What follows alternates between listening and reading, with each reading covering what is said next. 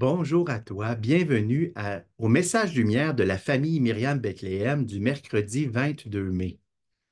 Comme tu sais, en cette semaine qui suit le dimanche de la Pentecôte, l'Église, par la liturgie, nous ramène dans le temps qu'on appelle le temps ordinaire, mais pas ordinaire dans le sens de ennuyeux, sans relief, sans intérêt, mais peut-être plus ordinaire dans le sens de bien rangé, bien ordonné.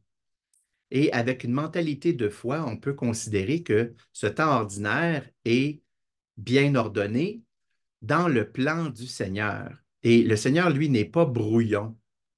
Il a bien pensé à son plan, à son affaire. Et lorsque le Saint-Esprit a guidé l'Église pour que nous puissions profiter d'un calendrier liturgique, eh bien, c'est ça qui nous permet, extraordinaire, de tout autour de la terre dans l'Église, de célébrer chaque jour les mêmes mystères, de proclamer les mêmes textes bibliques tout au long de l'année. C'est vraiment extraordinaire.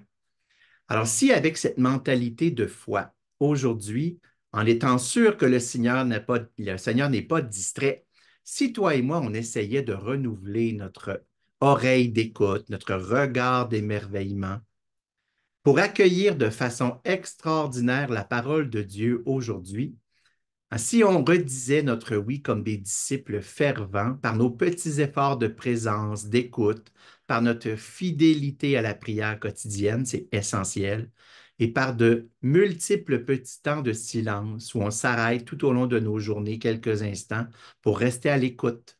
Je pense que le Saint-Esprit pourrait saisir tous ces petits efforts et les faire germer et porter du fruit dans notre vie spirituelle. Alors, ces jours-ci, à la messe, nous suivons dans l'Évangile de Saint Marc Jésus qui parcourt la Palestine en compagnie des disciples et on rapporte chaque jour des gestes et des paroles de Jésus qui sont importants. Alors, je te lis l'Évangile d'aujourd'hui. En ces temps-là, Jean, l'un des 12, disait à Jésus, Maître, nous avons vu quelqu'un expulser les démons en ton nom. Nous l'en avons empêché, car il n'est pas de ceux qui nous suivent.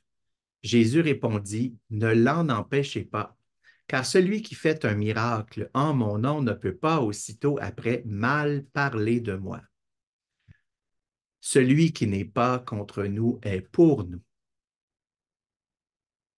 Quand j'ai lu cette parole, j'ai porté premièrement attention à la dernière phrase, Celui qui n'est pas contre nous est pour nous.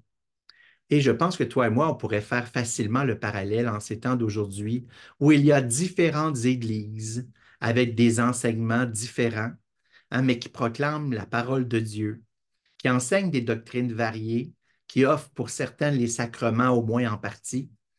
Et le conseil de Jésus à ses apôtres, c'est pour nous rappeler que l'essentiel, c'est d'agir au nom de Jésus en conformité avec ses enseignements. Et ça, c'est comme une lecture à première vue que j'ai faite rapidement dans la parole d'aujourd'hui.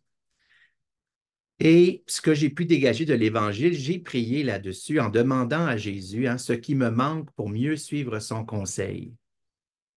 Et c'est en faisant une deuxième lecture de l'Évangile d'aujourd'hui que ma compréhension, je pense, est un peu approfondie et que j'ai exploré un filon que je n'avais pas détecté au début. Et cette lecture s'est accompagnée d'une lumière nouvelle que je veux te partager pour que tu puisses bénéficier de la même grâce que j'ai eue et que je continue de demander. Et je me suis imaginé que lorsque Jean est venu voir Jésus pour lui expliquer ce qu'ils avaient fait, il s'attendait probablement à recevoir des félicitations, des encouragements, à se faire dire qu'il avait bien fait. Bravo, Jean, vous avez très bien fait. Imagine quand un employé va voir son patron pour lui dire qu'il est allé empêcher un compétiteur de faire des ventes. Et le patron lui dirait Bravo, c'est bon pour nos affaires, et ça flatterait un peu l'estime de soi de l'employé. Mais Jésus, lui, n'est pas du tout flatteur. Il est pasteur, et c'est très différent. Un pasteur doux et humble, mais un pasteur qui sait que ses disciples sont en formation. Ils ont besoin d'être guidés dans la vérité, dans l'amour. Ils ont besoin d'être éclairés.